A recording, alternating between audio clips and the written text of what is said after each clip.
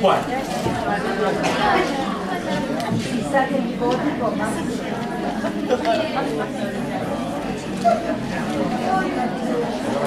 Bien, vamos a prepararnos mientras que vamos a el segundo de los ejemplos. ¿De acuerdo?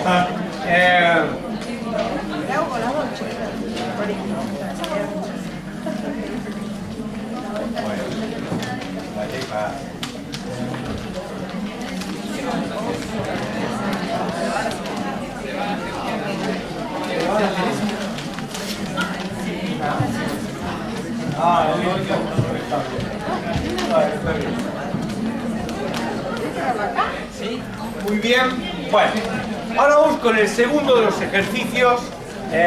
No sé cómo hemos quedado, si desparejados o qué. En el segundo ejercicio vamos a ver otro problema. El micrófono. Bueno, vamos. Muy bien.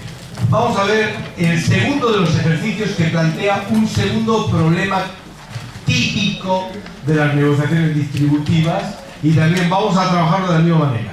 Les pido que estén atentos en la interacción, que cumplan con la pauta que se les indica. Vamos a dedicarle 10 minutos a que ustedes intenten negociar entre ustedes en base a la pauta establecida, y después vamos a ver el problema, de dónde surge el problema y qué puede hacer un mediador frente a ese problema cuando lo detecta entre las partes. A ver, un minutito, que llegan los últimos negociadores.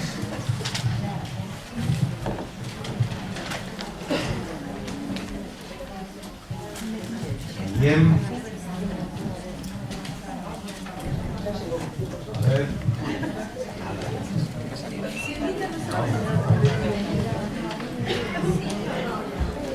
Bueno.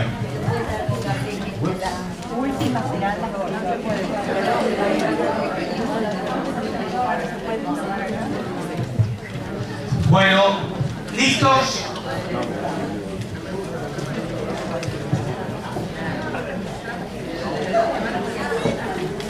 A ver.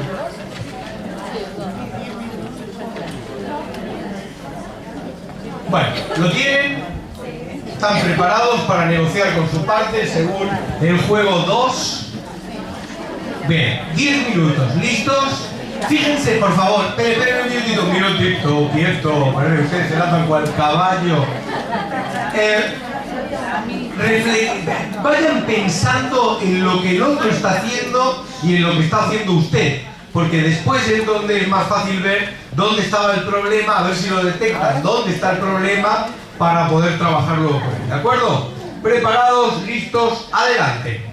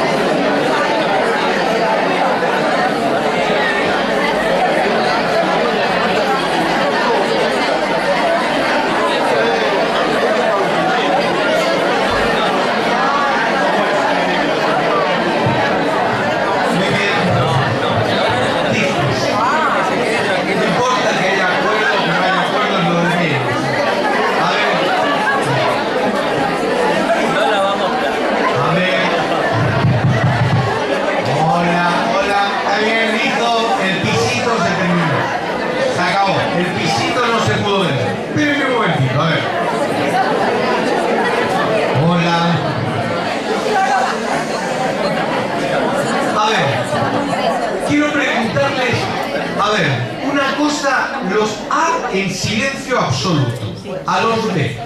Quiero preguntarles, ¿detectaron cuáles eran las razones que hacían que el precio subiera o bajase? No.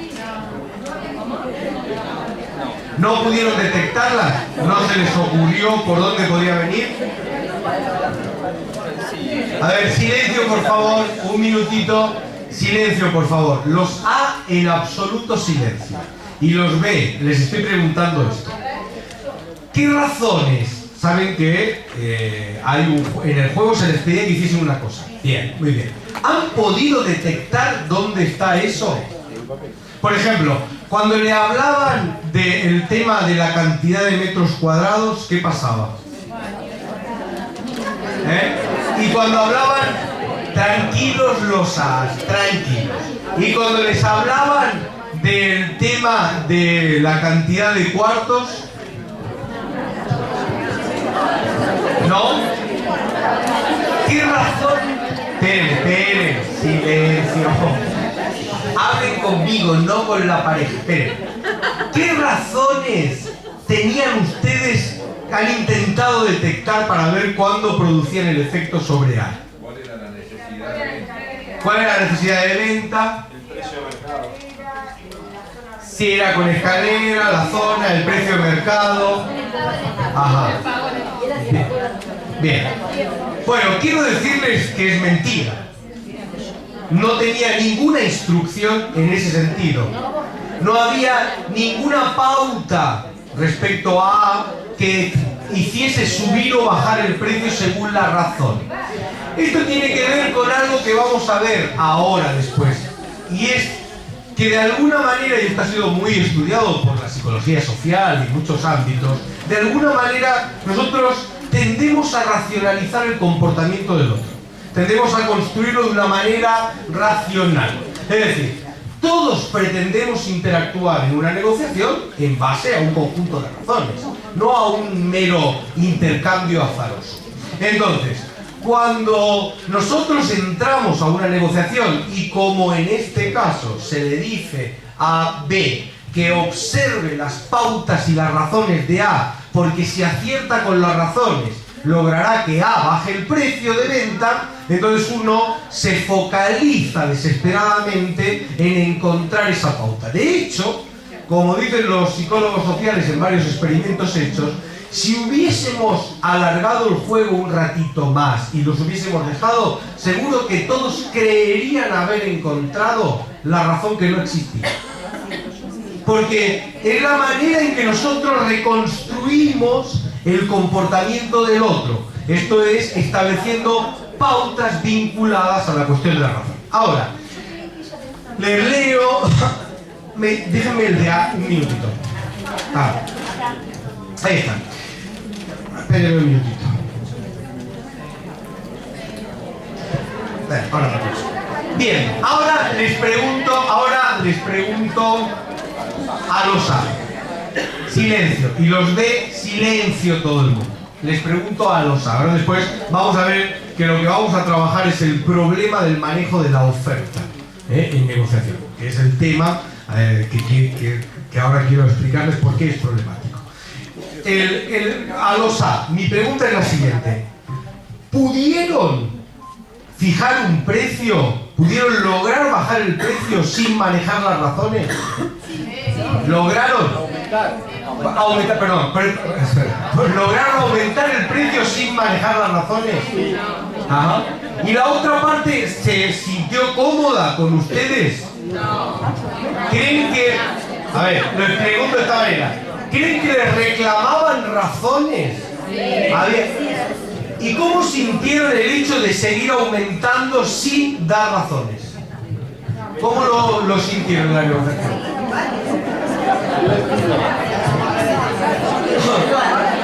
Bueno, les explico dónde está el problema.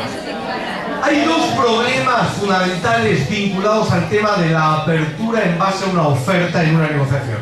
Y vamos a ver qué puede hacer un mediador con esos dos problemas. El primer problema, primero lo explico rápidamente y después lo vemos como hemos visto con el de GPT. El primer problema fundamental es que en las interacciones se presupone la racionalidad y por tanto, cuando uno hace una apertura en negociación en base a una oferta, la otra parte va a reconstruir imaginariamente las razones que tú tienes para hacer esa oferta, aunque no las hayas verbalizado.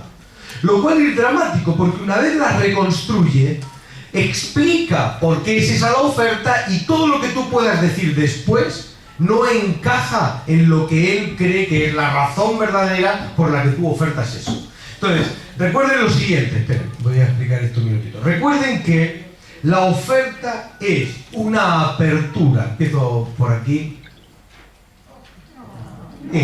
Porque la oferta es como esto, es un llanto. Y ahora van a ver por qué es un llanto. La oferta es una solución concreta para el conflicto, es un tipo de apertura en negociación. Recuerden que la característica principal de la oferta frente a los otros tres tipos de apertura que existen es que la oferta no incluye las razones. Cuando yo le digo a alguien, te ofrezco una quita del 10%, te pido 700.000 pesos, te lo vendo por 400.000, esos son ofertas. Pero la oferta no incluye el discurso de las razones. Entonces, el manejo de la apertura en base a la oferta tiene fundamentalmente estas dos problemáticas. Por un lado, una la ha vivido una de las partes, que es el otro busca desesperadamente racionalizar la oferta. Yo no le dije por qué, pero el otro necesita construir y reconstruir las razones de por qué le ofertas el 60%. La segunda cuestión, el segundo problema, tiene que ver con la idea de ¿qué sensación tengo cuando negocio con alguien que trabaja solo sobre ofertas? Que es la idea de te ofrezco algo pero no te doy las razones.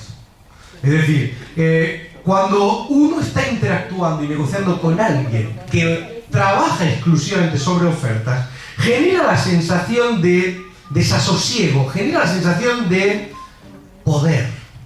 Porque esta es la clave del manejo de la oferta.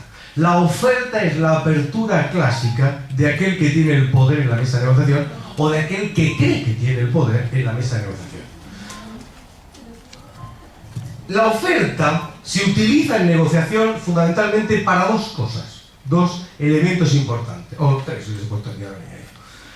Primero, si yo no quiero discutir por qué, sino que quiero discutir el número, mi apertura se hará siempre con oferta. Yo no voy a... Cuando yo quiero en una negociación focalizar, supónganse, en un daño sin perjuicio, yo quiero discutir el número. No quiero discutir las razones de ese número.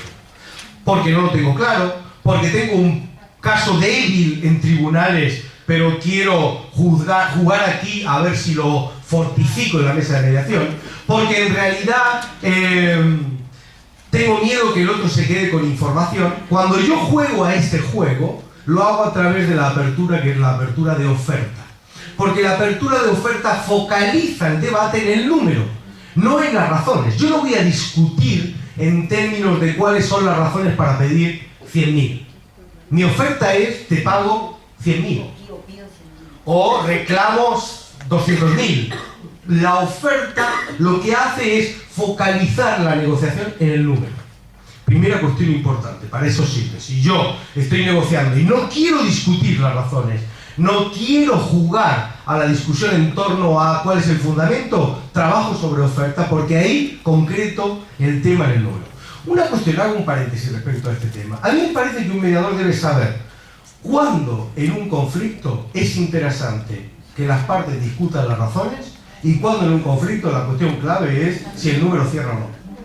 Y un mediador tiene que saber y debe saber manejarse en eso. Hay mediadores que tienen una especial tendencia a provocar el discurso reflexivo en todas las partes de la razón. Es decir, usted pide tanto, pero ¿por qué pide tanto? ¿Y cuáles son las razones de que pida tanto? Bueno, a lo mejor en ese conflicto, en esa situación, lo único que está en juego es si lo que usted pide, el otro se lo puede pagar. Y a lo mejor es eso todo, porque lo que está en juego es el número.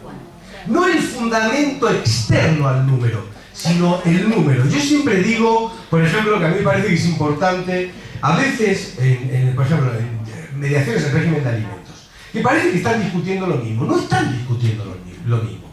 A veces es importante, y esto lo vamos a ver, que el mediador traiga las razones. A veces es importante que el mediador no haga aparecer las razones. El mediador tiene que saber hacer una cosa o la otra. Cuando la clave es el número, cuando no es irrelevante si te lo debo pagar por esto, porque tengo este dinero y solo este dinero, el mediador debe saber trabajar con el número. Cuando la clave son las razones, porque en base a las razones se están discutiendo conflictos distintos, el mediador va a tener que hacer aparecer las razones. Pongo un ejemplo. Si en un divorcio estamos discutiendo el régimen de alimentos y uno está discutiendo cuánto dinero te puedo pagar para que a mí me quede dinero para poder reconstruir mi vida. Este es uno.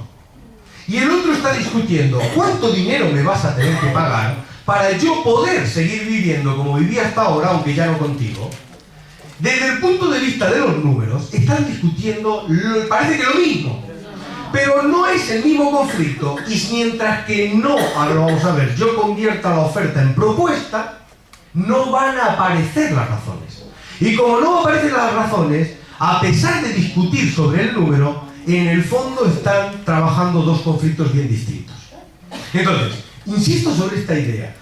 Para mí, un mediador debe tener la cintura de saber y la viabilidad de trabajar. A veces, aportando y haciendo aparecer las razones en la mediación. Y otras no. Otras veces, lo único que está en juego es un número.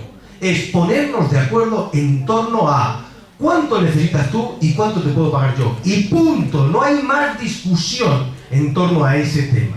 ¿De acuerdo? Segundo,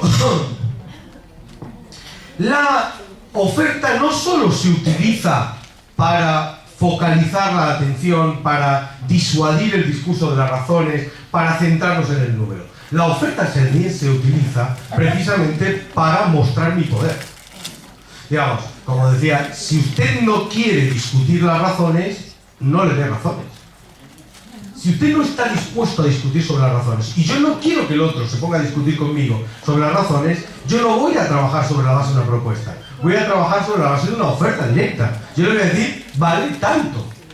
No voy a discutir las razones que sirven de fundamento, porque si yo las pongo encima de la mesa, entonces tengo que estar dispuesto a que el otro me las discuta. Y si yo no quiero que el otro me las discuta, porque lo que yo quiero es poner un golpe encima de la mesa y mostrar que el poder lo manejo yo, lo que yo voy a hacer es trabajar directamente poniendo encima de la mesa una oferta, un número, te pago 600. Insisto, el mediador debe calcular si esa oferta debe ser tomada y trabajada directamente como oferta o voy a intervenir para transformarla en otra cosa. No es para mí, no es, creo, una presunción iuris et de jure la idea de que siempre que una parte presenta una oferta yo debo trabajar las razones. Esto es un error. Depende del tipo de conflicto que yo tengo encima de la mesa. Insisto, a veces lo voy a necesitar, a veces necesito cambiarlo, porque para que entiendan qué conflicto están discutiendo necesito trasladarlo. Lo pondré en otro ejemplo. Siempre que ustedes crean que lo que se esconde detrás del número son dos conflictos y dos maneras de entender el conflicto distintas, ustedes necesitan transformar la oferta en otra cosa. Yo el otro día en una clase ponía el siguiente ejemplo. Hasta que mi hijo cumplió los 16 años, la negociación por la hora de llegada a casa con él no fue nunca un problema. No nos pondríamos de acuerdo 15 minutos antes, 15 minutos después, 20 minutos antes, 20 minutos después. Pero negociar era fácil para mí con mi hijo la hora de llegar a casa.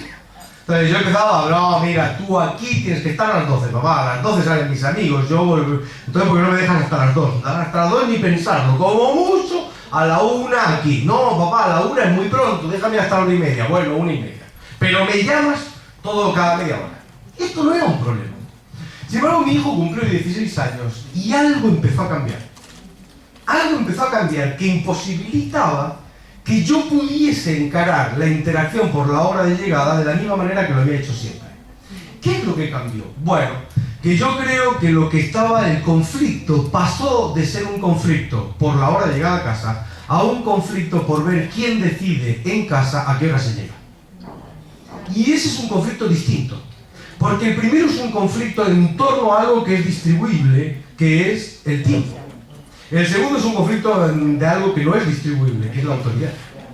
Entonces, yo noto que antes yo podía sin ningún problema interactuar con mi hijo en términos de distribuir, de negociar la hora de llegada a casa. Sin embargo, ahora siento que no puedo.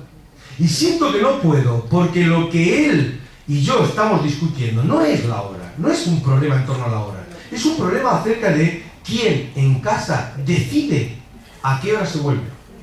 Y eso no es negociable. Mi hijo no lo está captando. Y yo no logro transmitírselo de una manera que no me avergüence a mí mismo por pensar que todo esto se reduce, que mi autoridad se reduce a una cuestión tan trivial y ridícula como: no, hijo, tú a la 1 aquí en casa. Pero no sé cómo transmitírselo. Si tuviese un mediador, mi esposa podría echarle una mano, pero como es un mediador no neutral, no creo que exista la neutralidad, pero no, bueno, al menos no es imparcial, claramente se va a liar siempre con mi hijo en contra mía, entonces no me sirve como mediadora. Pero a mí me encantaría tener a alguien que le explicase algo como lo siguiente a mi hijo. Mientras que quieras discutir con tu padre y negociar con tu padre la hora de llegada a casa, no va a funcionar a partir de ahora. Ahora, si tú logras interactuar con tu padre de forma tal que le demuestres que decidirse a las 11, a las 12, a la 1, a las 2 no hace a la autoridad que él tiene, porque tú le respetas la autoridad más allá de la hora a la que regreses a casa, si tú logras construir un discurso, una narrativa entendible para tu padre en estos términos, probablemente te va a ir muy bien. Por supuesto. Ahora yo les voy a pasar el número de teléfono.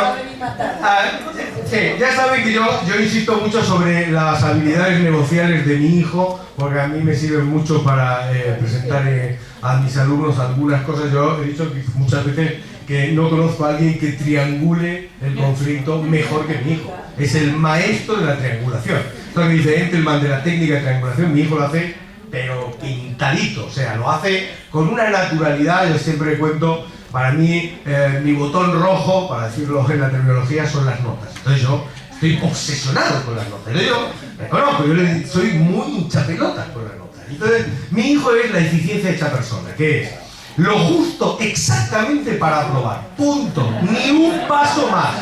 Y yo me pongo, pero como una moto, con el tema este de las notas. Entonces, siempre la conversación en mi casa ha pasado por los mismos términos. Yo digo: mira, Jesús, hijo, no puede ser. Es importante sacar buenas notas. Sí, y entonces él empieza: sí, pero papá, no es lo más importante. No dije que fuese lo más importante, digo que es importante. No, pero hay tantas otras cosas importantes en la vida, si no te digo que no. Se me parece fantástico, puedes hacer todo lo que tú quieras, pero lo importante es que saques notas. Y te empieza: ¿ves? Tú dices lo importante. Digo: bueno, es una de las cosas importantes. Y entonces empieza: por suerte mamá no piensa como tú. Digo: ¿cómo no va a pensar como yo? Piensa igual, lo dirá de otra manera, yo soy más obsesivo, pero pensamos igual. No, mamá no piensa que lo único importante son las notas. Yo tampoco. Nunca dije, te lo juro por Dios que es así, nunca dije que lo único importante fuesen las notas. No, pero mamá lo ve de otra manera. Ahora verás: mamá, ¿verdad que tú no piensas como papá? Entonces de repente aparece mi esposa y empieza: ¿cuál es la discusión? Bueno, que papá dice que lo único importante son las notas. Nunca dije que lo único, dije que es importante. Entonces mi esposa empieza: bueno, la verdad es que hay tantas cosas. Si yo lo digo, lo que estoy diciendo es que las notas son importantes. Y cuando me quiero dar cuenta, yo estoy peleándome con mi esposa por las notas de mi hijo, y mi hijo ya se ha ido por el pasillo silbando por los pasillos. O sea, mayor ejercicio de triangulación de un conflicto yo lo he visto. La habilidad para triangularlo, la habilidad, fíjense, para triangular un conflicto uno debe calcular muy bien. Debe calcular muy bien cómo trae al otro a la mesa, cómo deja al otro, y al que traes tiene que tener el suficiente poder como para encarar al otro, porque si tú traes a alguien tan débil como tú, entonces no sirve. Entonces, ¿cómo él la logra traer a mi esposa a la mesa? La deja en la mesa peleándose conmigo y él desaparece. Esa es el máximo expresión. Es la triangulación de Entelman hecha de manera fantástica. Bueno, entonces, lo que quiero decir es esto. Mío no. No, eso es de mi suegra seguro. Bien, lo que quiero decir es esto. El punto fundamental es este. Cuando la otra parte hace una oferta, un mediador, en mi opinión, debe calcular, evaluar y analizar muy bien lo siguiente. Lo que aquí está en juego es el discurso del número, y entonces, ¿a dónde voy yo a discutir las razones metafísicas que condujeron a fijar? No, es el número. O lo que aquí está en juego es una manera diferente de fijar el conflicto. Si lo que está en juego es el número, podemos traer razones, pero traer razones no aporta nada, porque lo que está en juego es discutir cuánto te puedo pagar y cuánto quieres tú que te pague. Me da igual cuáles sean las razones, da igual, no puedo pagarlo. Entonces, por supuesto, como ha pasado en el juego, alguno va a intentar reconstruir las razones que probablemente el otro ni tiene. Y el otro intentará racionalizar, lo tiene, pero no quiere dármelo, por eso me lo esconde, por eso me lo dice. Pero no importa, porque el otro va a construir las razones. Aunque no sea relevante, porque en última instancia la cuestión es si te lo puedo o no te lo puedo pagar. Cuando lo que el mediador detecta es que detrás de la falta de acuerdo sobre el número, lo que está en juego son dos maneras distintas de entender el conflicto, entonces el mediador tiene que trabajar desde otro lugar. Porque, ahora lo vamos a ver, va a tener que trabajar con lo que se llama técnica de gestión de aperturas. Yo lo que voy a hacer es gestionar la apertura con la que arrancó una parte, trabajar con esa apertura para ver cómo la muevo desde un tipo de apertura hacia otro tipo de apertura. Ahora lo vemos. Cuarta cuestión. La oferta no solo se utiliza para fijar o anclar el debate en el número, no solo se utiliza para mostrar la asimetría de poder, la oferta se puede utilizar cuando no hay tiempo. Y esto hay que tener mucho cuidado. Es decir, a veces, yo siempre cuento el ejemplo del container que está bloqueado en el puerto lleno de manzanas. Si yo hago una oferta, te devuelvo el 80% de la deuda y me liberas el container, tener un mediador que dice, bueno, discutamos sobre las razones que conducen al 80%, es hacer mermelada con el container en el puerto. Entonces, el tema fundamental en este sentido es que un mediador debe, Engelman decía siempre una cosa que a mí me gustó, un mediador debe saber ganar tiempo. ¿Qué quería decir con esto? Yo nunca logré comprenderlo bien. Creo que hay veces que efectivamente un mediador puede ganar tiempo, pero en prejudicial me parece medio complicado que un mediador pueda ganar tiempo. Entre otras cosas, porque la intervención del mediador en prejudicial está como muy marcada en el tema del tiempo. Entonces, al estar tan marcada, puede ser que en voluntario un mediador pueda lograr que las partes se den tiempo. Esto puede ser en voluntario. En prejudicial, en obligatoria, es muy complicado lograr que las partes se den tiempo, porque las partes tienen el tiempo para la mediación clavado en su cabecita. Entonces, vienen con eso como muy marcado, como muy definido. En cualquier caso, recuerden esto, el uso de la oferta es una estrategia frente a la ausencia de tiempo. Si yo no tengo tiempo, como negociador, yo sé que no arranco con una propuesta, ni con una propuesta condicional, ni mucho menos con una vía exploratoria. ¿Cómo voy a arrancar con una vía exploratoria si no tengo tiempo para la interacción? Yo voy directo al tajo, voy con la oferta a ponerla encima de la mesa para cerrar lo antes posible. Pero recuerden, hay al menos 3 razones estratégicas para usar una oferta.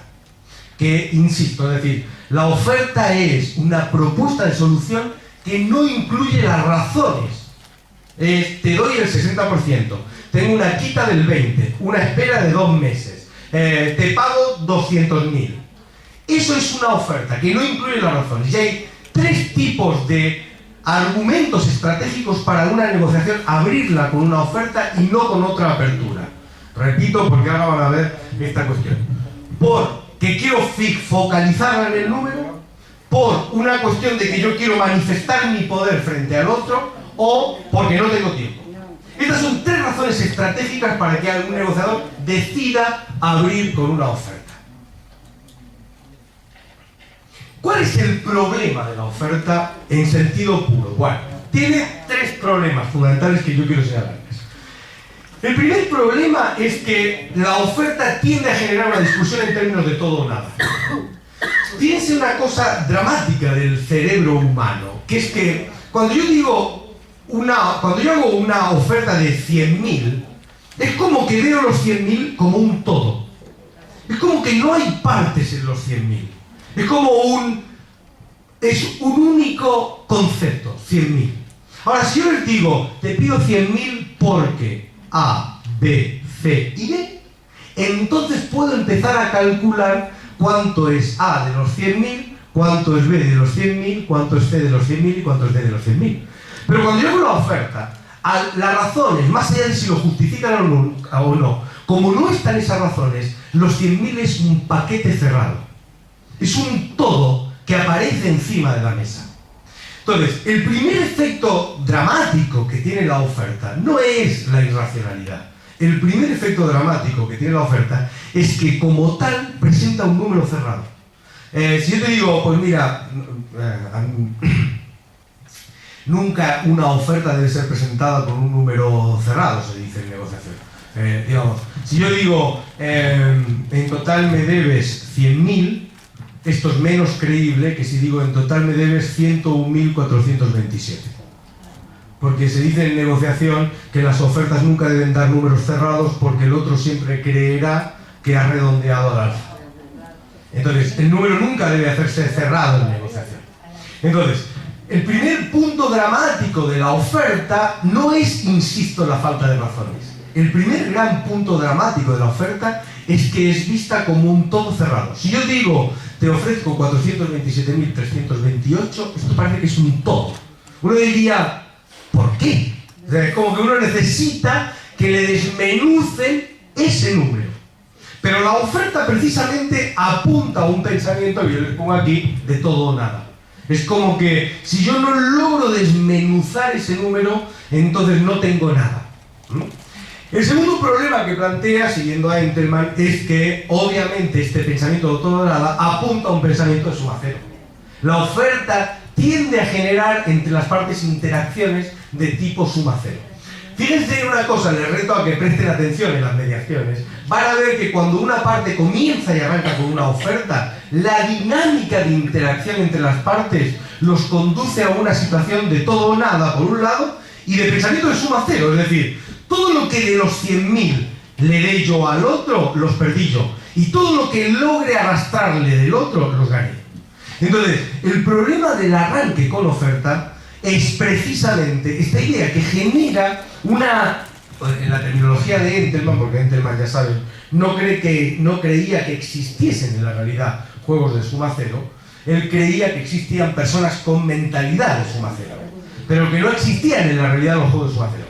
Yo siempre discutí esta cuestión, pero en cualquier caso, lo que sí que es cierto es que una negociación que arranca con una oferta tiende a generar la mentalidad de suma cero. Y por último, la oferta entabla un discurso desde el poder. Porque si yo te digo, te pago 100.000, punto, esto da la sensación de que estás imponiendo lo que es esa cantidad. Insisto sobre esto, el problema no está en sí en la ausencia de razones. El problema está en aquellos elementos que se generan a partir de una apertura basada en una oferta. Entonces, ¿qué hacemos?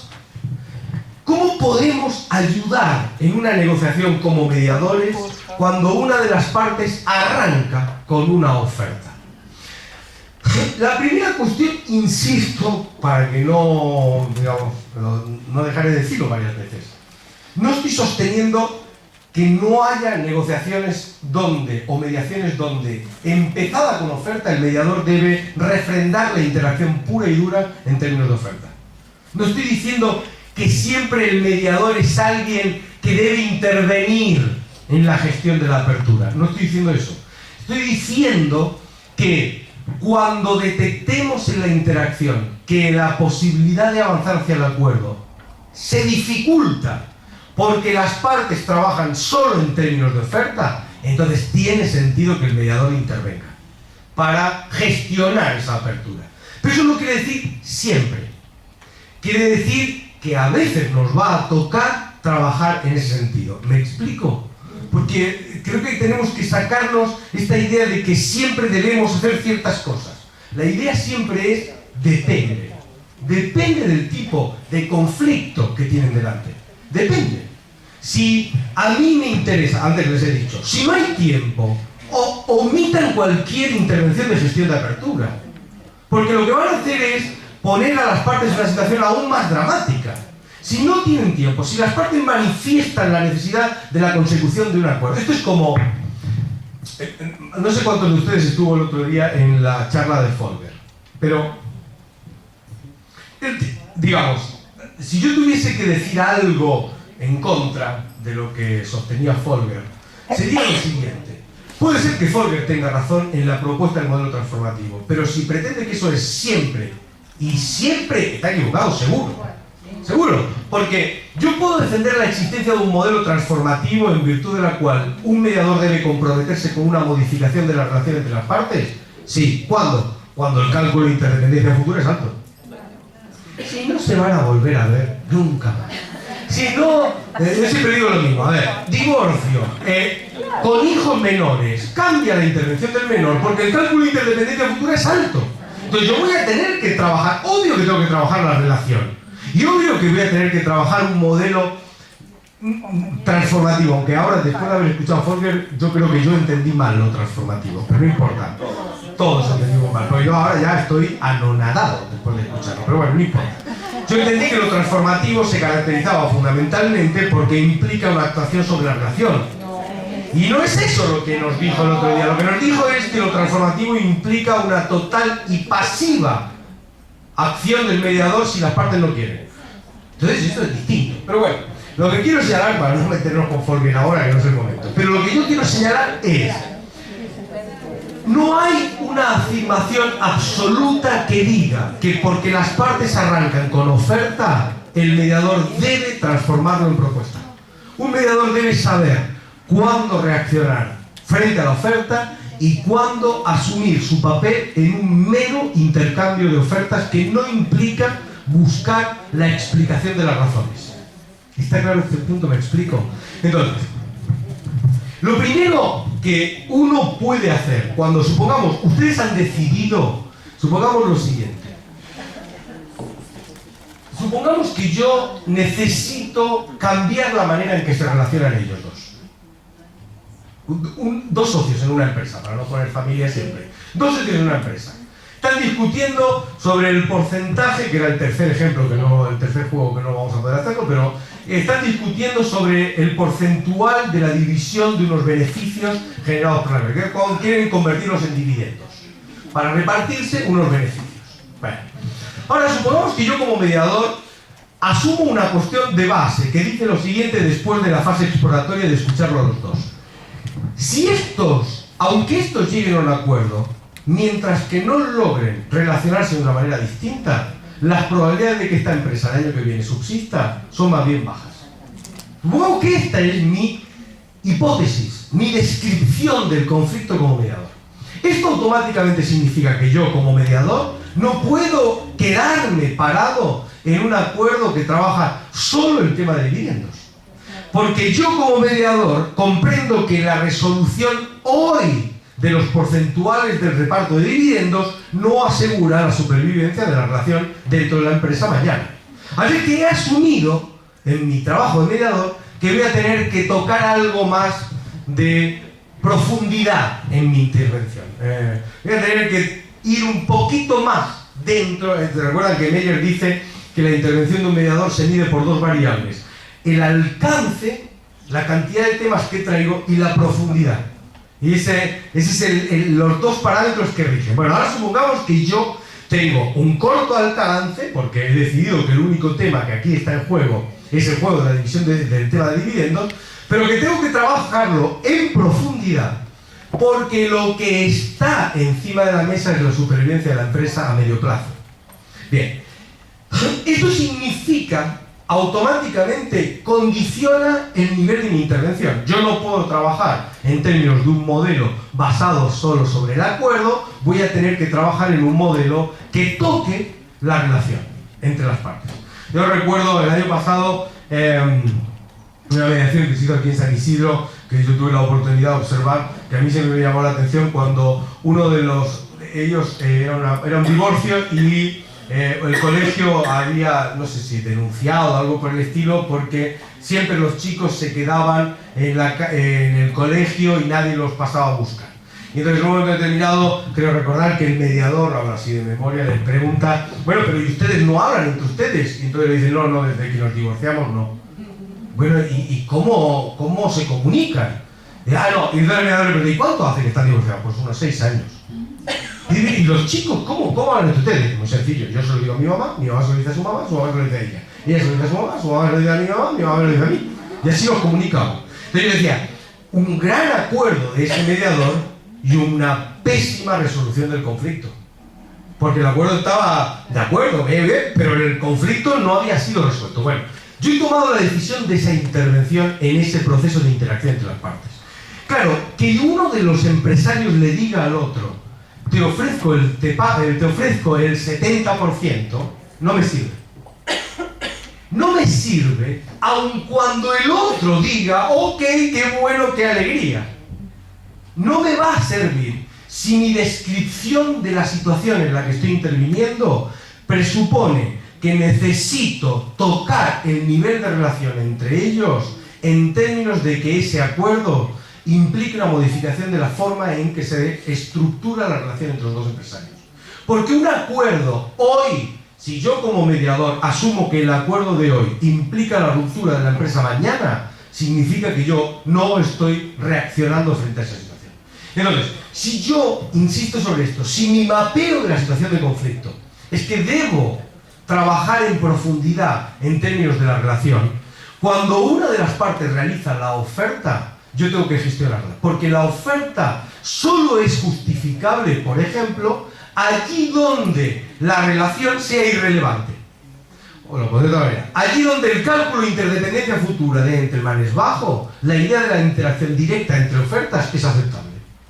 Te pago 100, bueno, me pagas 20, bueno, si no se van a volver a ver. Ahora, si yo necesito que aprendan o que logren un nivel de interacción en un nivel de relación distinto, entonces a mí no me sirve la oferta. Eso es lo que se llama técnica de gestión o manejo de aperturas. Y ahí tengo, recuerden, 3 caminos. Primero, convierto la oferta en propuesta. ¿Qué es lo que el movimiento clásico del mediador cuando le pregunta ¿por qué? ¿O cuáles son las razones? Recuerden que la diferencia entre una oferta y una propuesta es que la propuesta incluye la totalidad de razones. No tengo mucho tiempo, pero solo entre paréntesis. La técnica de fractioning de Fisher es esto. Cuando yo trabajo el discurso, no solo la técnica de fractioning de Fisher es mucho más que esto, pero cuando yo trabajo una oferta que transformo en propuesta, lo que yo estoy buscando es los pedacitos, estoy fraccionando el número. Estoy intentando asignar cantidades distintas a ese número de forma tal que podamos trabajar fraccionadamente el número cerrado. Y como no puedo dividirlo aleatoriamente, que digo, bueno, dividamos de 10% en 10%. Entonces lo que hago es que al convertir la oferta en propuesta, fracciono en forma tal que sé que ahora de los 100.000, 25.000 son por esto, 30 y pico mil son por esto, 40... Y esto es la técnica de fractioning de Fisher. Es dividir la oferta pensada como algo cerrado, como que genera ese pensamiento de todo o nada. Y como yo necesito trabajar más incluso que el acuerdo en la cifra, la interacción a nivel de las razones que cada uno esboza, yo voy a convertir esa oferta presentada en términos de una propuesta. El segundo movimiento puede ser que o voy directo como mediador porque paso de la oferta a la propuesta condicional, o paso de la oferta a la propuesta y ante la reacción del otro, que va a decir, ¿y tú quién eres para preguntarme a mí las razones?, corrijo pasando de la propuesta a la propuesta condicional. Recuerden que la diferencia es, la propuesta es una oferta más las razones. La propuesta condicional es una oferta más las razones sometida a una condición. Entonces, imaginen el siguiente movimiento estratégico. Supongamos el siguiente caso. Él ejerce la oferta porque es un movimiento de poder. Y dice, él dice 6.000. Muy bien. Ahora yo reacciono y corrijo a propuesta, manejo de apertura. Y le pregunto, ¿por qué? no se le pregunta así, pero me podría explicar cuáles son, podríamos ver con mayor detalle este número, pónganlo más diplomático, menos diplomático. Ahora tengo la reacción de la parte que, haciendo un movimiento estratégico, puso la oferta y ahora se encuentra un mediador que viene a condicionar el poder que él quería plantar encima de la mesa. Y me dice, no. Entonces ahora estoy descolocado porque el movimiento de la oferta a la propuesta me lo niega. Bueno, al mediador le queda un siguiente paso que se llama el manejo a propuesta condicional, que es, bueno, si tuviesen las condiciones y siempre favorables al poderoso, su propuesta podría explicarnos, es decir, podría darme cómo está construido esa oferta. ¿Se entiende cómo es el movimiento? Es decir, el paso de la oferta a la propuesta beneficia al débil. El paso de la propuesta a la propuesta condicional es un reajuste a favor del poderoso, porque le permite someter a condición la distribución de esas razones. ¿Se entiende cómo me explico? Entonces, yo puedo como mediador, yo siempre les digo a los alumnos, volvemos a lo siguiente.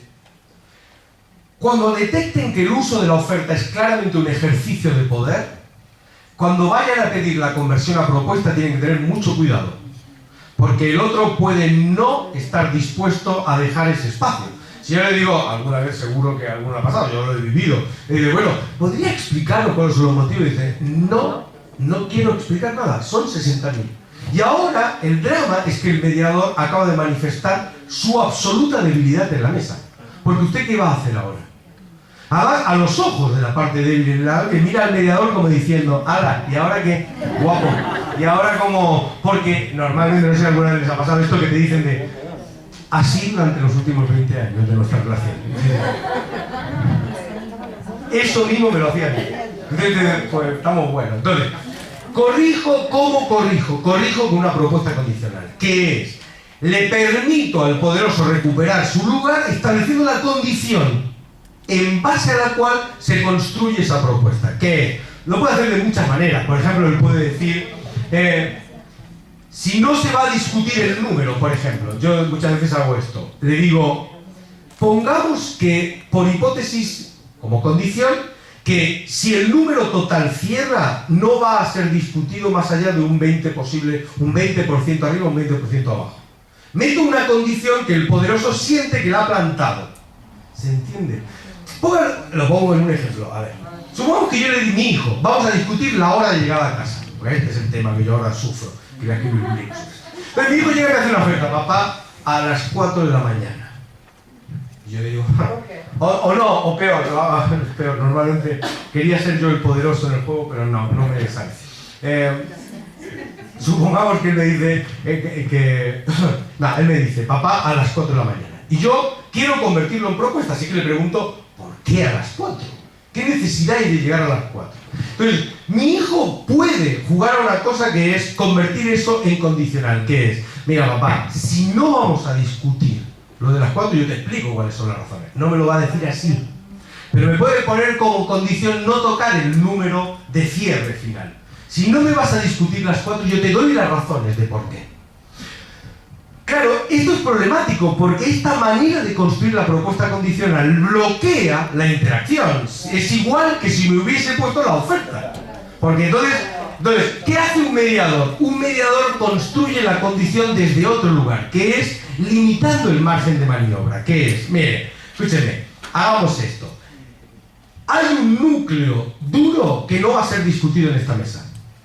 Lo que queremos ver es los otros números del ajuste. Entonces, esa es la condición. Hay un núcleo duro que no va a ser discutido en la mesa.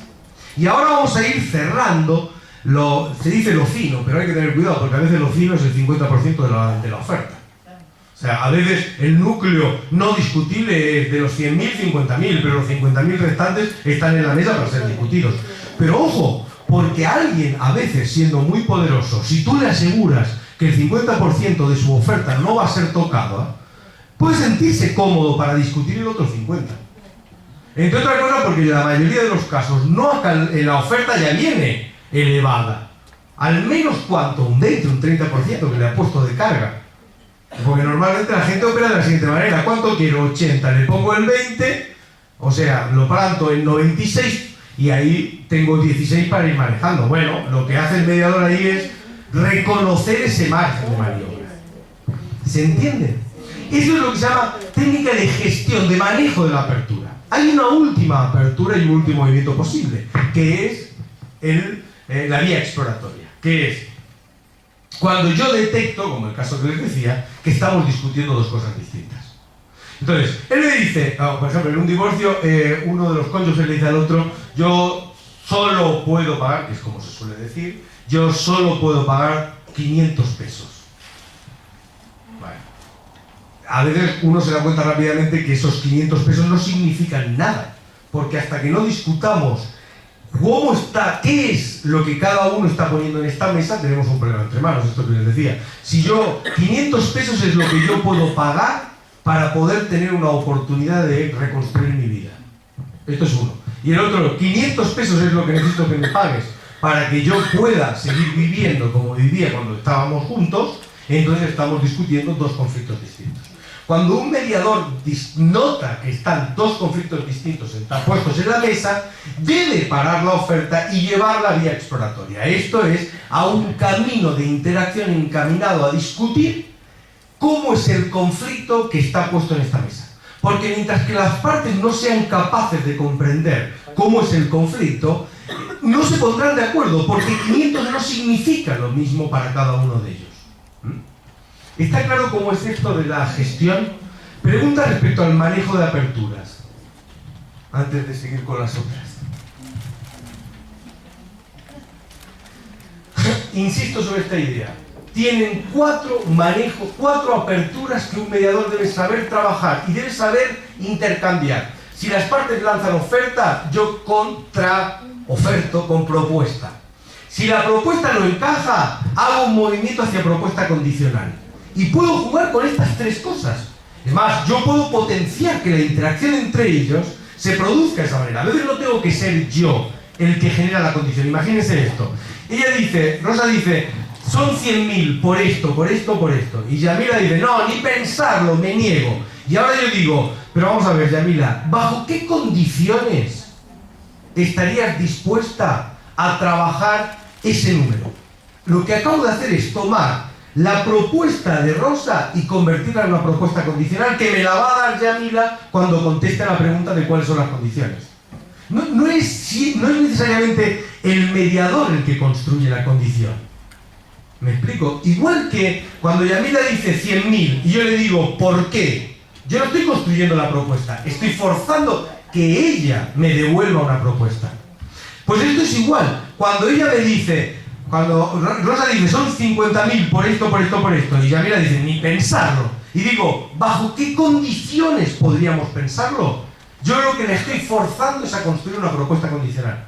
Y fíjense en una cosa importante, es un empowerment, es un empoderamiento de ella, porque lo que al permitirle fijar la condición, lo que estoy es nivelando el movimiento que yo hice antes de darle el poder a ella al pedirle que exponga las razones frente a la oferta.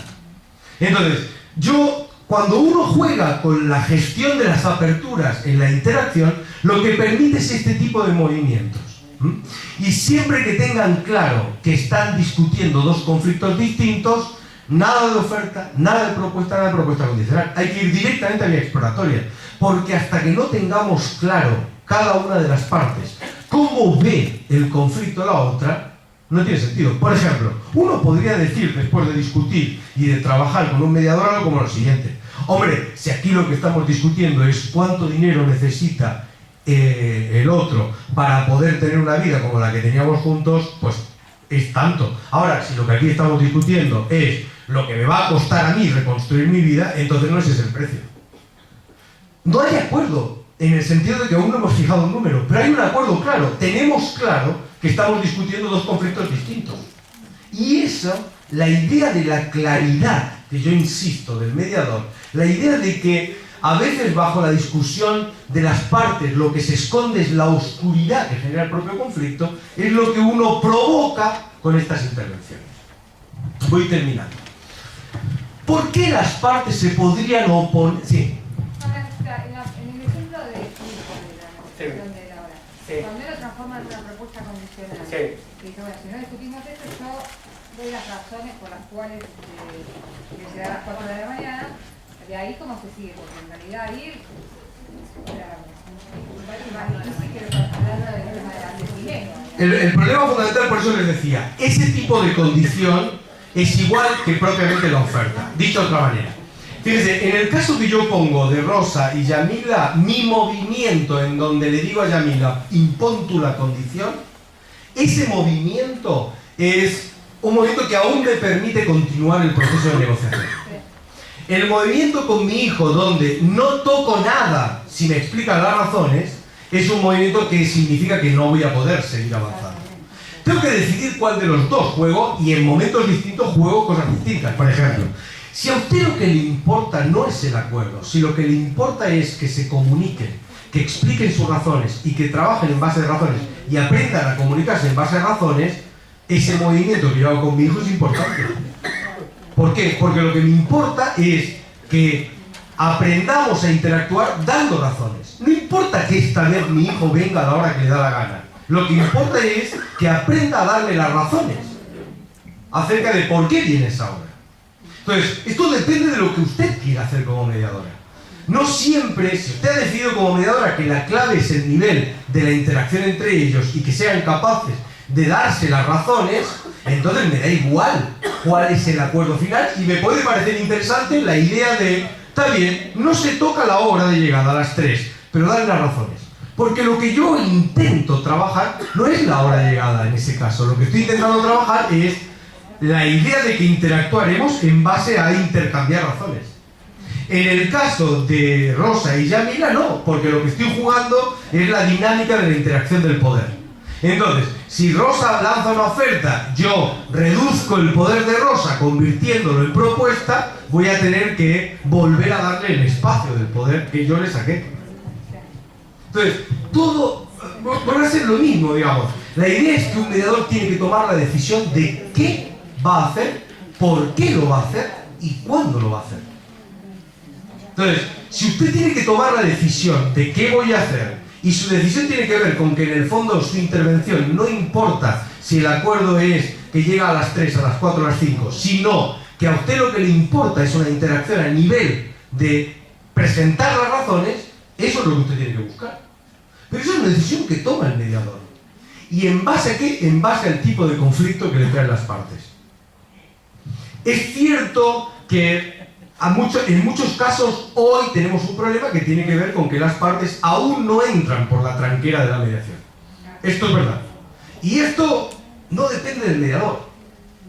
Depende de una cantidad de elementos que nos trascienden. Probablemente en un país donde no hubiese, por ejemplo, una discusión que puede ser relevante o no, pero como la tasa pasiva, cambia las reglas de juego. Cambia totalmente las reglas de juego. Pero por supuesto que las cambia. Y esto no depende de que seamos los mediadores número 1 en el mundo. Podríamos ser todos los mediadores número 1 en el mundo y existir la tasa pasiva y tendríamos el mismo problema.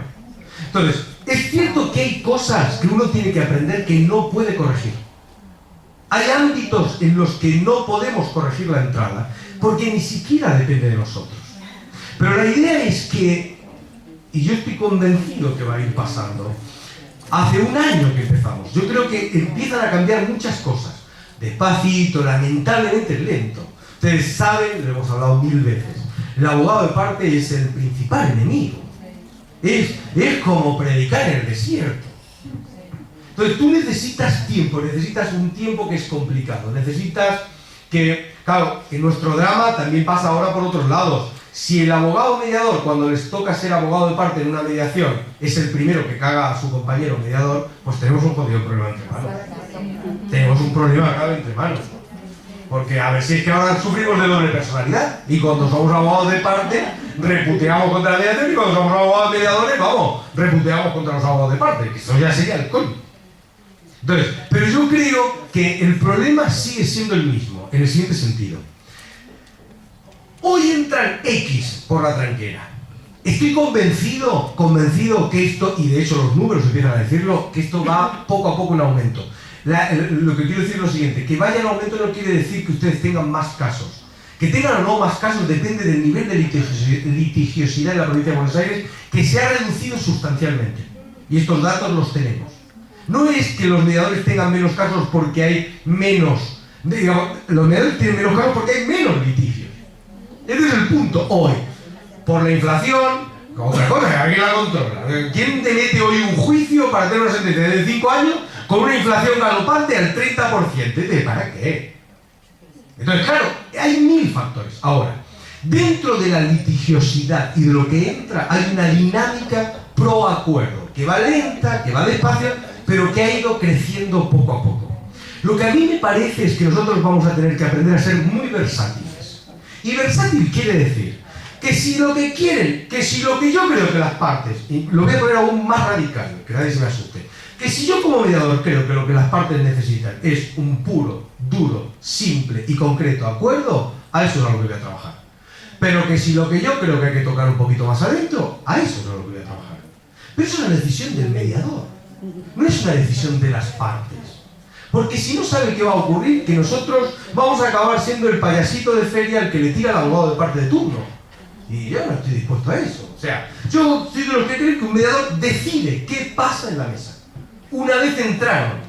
A un mediador no se le puede hacer responsable porque las partes no entren a la mesa de mediación, porque eso es un problema de responsabilidad de las partes. Yo lo he dicho por activa y por pasiva a los abogados que me han querido escuchar. Yo el otro día decía en una charla en Bahía Blanca a abogados de parte.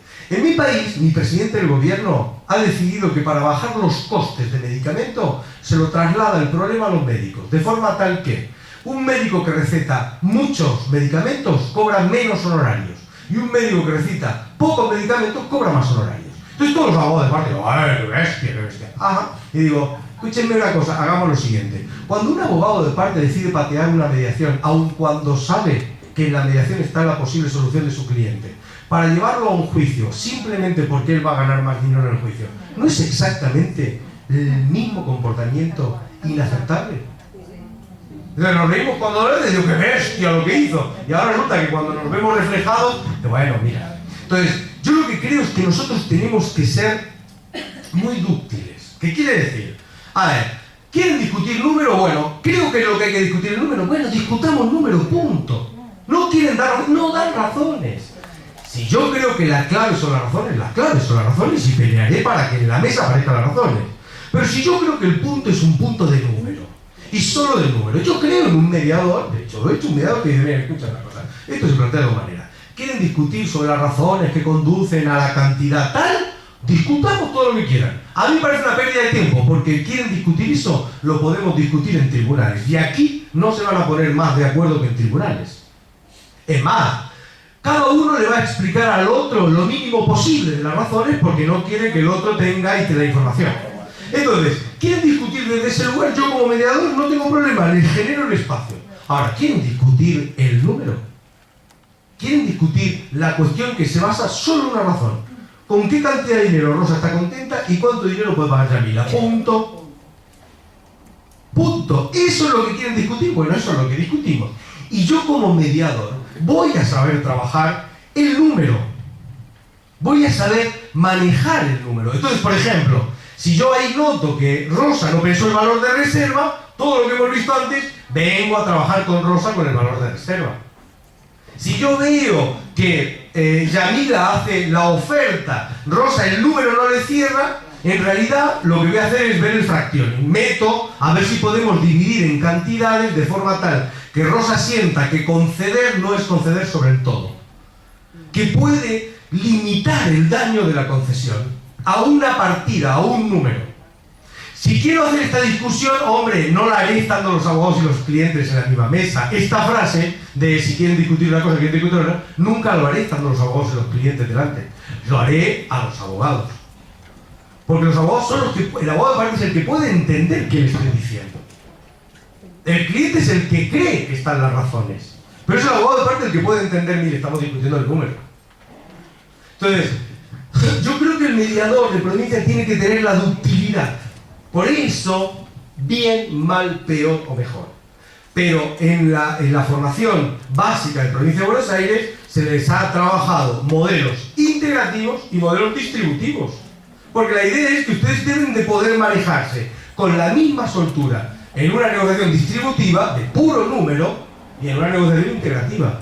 Porque cuanto más soltura tengamos, más posibilidades tenemos de ser exitosos.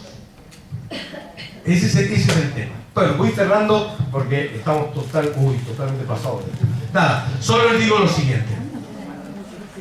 Muy importante, y ya cierro. Cuando alguien lance una oferta, la primera pregunta que me parece que es importante es que sepan por qué. Antes de preguntarle cuáles son las razones, pregúntense ustedes por qué manda una oferta. Porque ahí tienen tres posibles respuestas. Manda una oferta porque no está preparado. Hay de 50.000. Y tú le preguntas por qué lo metiste en un lío, porque no tiene ni idea. Se le ocurrió a 50.000 como podría haber dicho 60.000. Marca una oferta porque no confía. Esto es muy común en daños y perjuicios. La gente no quiere decirle al otro cuál es la carta que tiene. Pero tiene un drama, porque si no le dice al otro cuál es la carta que tiene, ¿cómo se va a sentar el otro a negociar el precio? Y por último, para marcar el poder. Porque yo quiero que tú sepas que soy yo el que controla la mesa. Cada una de estas razones funciona de manera distinta. Un mediador tiene que saber gestionar las aperturas en cada uno de estos casos. Si está marcando el poder, esto que les decía, pues entonces trabajo oferta propuesta y después meto propuesta condicional para que el otro se sienta bien. Si es un problema de falta de confianza, no me va a servir el manejo de la gestión. Tengo que parar, volver a vía exploratoria y construir a partir de vía exploratoria confianza entre las partes. Tengo que construirla. Una frase del mediador como es imposible fijar un acuerdo si ustedes no transmiten información entre ustedes, manifiesta que la problemática no está en el número, está en la falta de información que gire entre las partes. Pero en cualquier caso, yo les voy a dejar, hay un tercer ejemplo, les voy a dejar también, que es el manejo de amenazas. Cómo trabajar las amenazas cuando las partes empiezan a amenazarse entre ellas en una negociación y qué puede hacer un mediador. Yo les dejo los PowerPoint y les dejo los ejercicios. En cualquier caso, termino con esto. Creo que un mediador tiene mucho trabajo y muchas cosas que puede hacer en una interacción puramente distributiva. Creo que hay una tendencia muy generalizada de los mediadores de provincia, creo que tiene que ver con nuestra predisposición a ayudar, por decirlo de alguna manera fina, a tender a meternos en la integrativa a poco que podemos. Pero creo que deberíamos sentirnos tan cómodos discutiendo números como discutiendo razones. Tan cómodos discutiendo concesiones como discutiendo valores. Si no logramos sentirnos cómodos en esos dos mundos, hay un conjunto de casos que difícilmente nos van a entrar. Cuando nos entren, aún no nos están entrando en el volumen que deberían, como daños y perjuicios. Pero daños y perjuicios, en muchos casos, lo que está en juego es el puro, simple número. Meternos a discutir sobre las razones es meternos en algo que no nos conduce a ningún lado. Espero que les sirva, disculpen la mala gestión de mi tiempo.